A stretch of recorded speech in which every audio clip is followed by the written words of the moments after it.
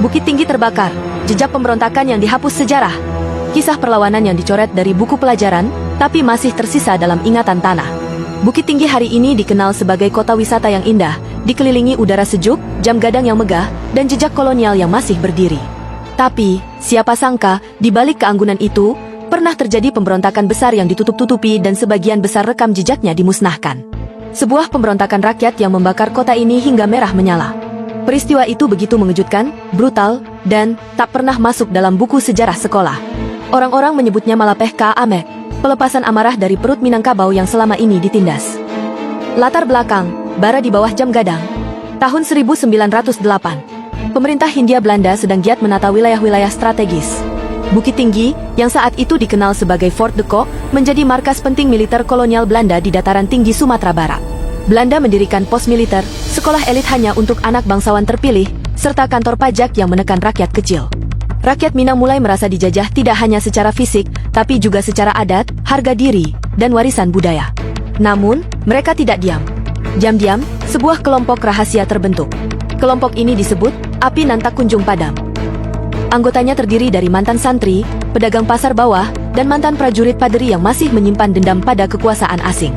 Malam terbakar, Bukit Tinggi, 13 Juni 1908. Pada malam yang sunyi, langit Bukit Tinggi mendung tanpa bintang. Namun di balik itu, puluhan lelaki berbaju hitam berkumpul di bawah Masjid Tuo Tigo Baleh. Mereka membawa obor, tombak bambu, dan dendam lama. Sasaran mereka bukan hanya gedung pemerintahan.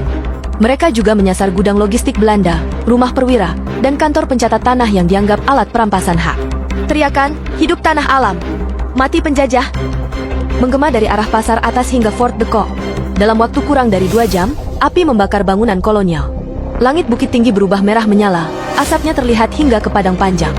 Namun yang paling misterius, arsip-arsip penting kolonial di kantor keresidenan ikut hangus. Banyak yang percaya itu bukan kebetulan, melainkan bagian dari rencana, menghapus semua data tanah rampasan dan utang rakyat. Penumpasan hilangnya jejak. Belanda tidak tinggal diam. Dalam waktu 3 hari, mereka mengirim pasukan tambahan dari Padang dan Payakumbuh. Penangkapan besar-besaran terjadi. Lebih dari 60 orang ditangkap. Tapi anehnya, tak satu pun nama pemimpin pemberontakan tercatat dalam dokumen resmi. Mereka lenyap. Menurut warga tua di Kayu Kubu, para pemimpin itu dibuang ke jurang Ngarai Sianok saat malam buta. Tanpa pengadilan, tanpa pemakaman. Sebagian lainnya dikabarkan melarikan diri ke hutan Bukit Barisan dan berbaur dengan kelompok Tarekat Silat.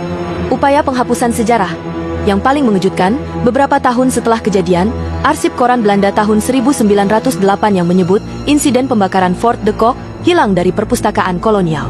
Hanya ada satu catatan kecil di The Sumatra Post yang menyebut kebakaran terjadi akibat kelalaian dapur pasukan. Tidak ada korban. Tapi rakyat tahu, itu bohong. Hingga kini, tidak ada monumen resmi atau pengakuan publik dari negara tentang pemberontakan itu. Bukit Tinggi seolah tak pernah terbakar. Tapi masyarakat setempat, mereka menyimpan ingatan dalam sunyi. Warisan yang masih hidup. Beberapa sesepuh menyebutkan, setiap malam 13 Juni, suara langkah kaki dan sorak perang kadang terdengar dari arah jam gadang, terutama saat angin kencang dan listrik mati. Beberapa warga tua juga melarang anak cucu mereka melewati kawasan bekas kantor tanah setelah Isya. Tempat itu pernah menyimpan darah pejuang. Dan darah itu belum kering bagi para penjaga alam, ujar Mak Suharni, salah satu tetua di Tigo Baleh. Kenapa kisah ini harus diangkat? Karena tidak semua perjuangan rakyat dimenangkan dengan senjata besar atau ditulis dalam prasasti megah. Beberapa pemberontakan, seperti di Bukit Tinggi malam itu, hanya tinggal dalam cerita lisan, doa, dan asap yang hilang ditelan malam. Kota ini pernah terbakar. Bukan karena bencana, tapi karena keberanian. Terinspirasi dari kisah ini? Suka dan simpan ceritanya. Tulis komentar, menurutmu, kenapa banyak pemberontakan rakyat seperti ini tak masuk buku pelajaran? Bagikan sekarang, biar makin banyak yang tahu bahwa Bukit Tinggi pernah menjadi lautan api perjuangan.